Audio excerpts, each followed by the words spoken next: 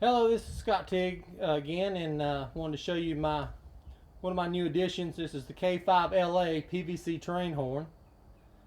This is the K5LA R2 and 4, which the 2 bell and the 4 bell is reversed, just like you would see on the CSX and Norfolk Southern.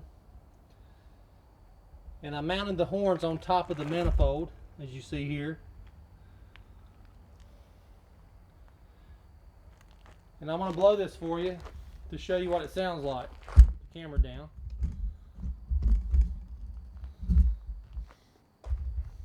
Get it right here.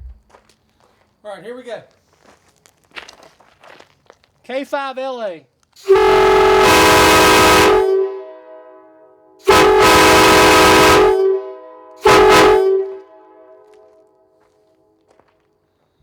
That's what it sounds like.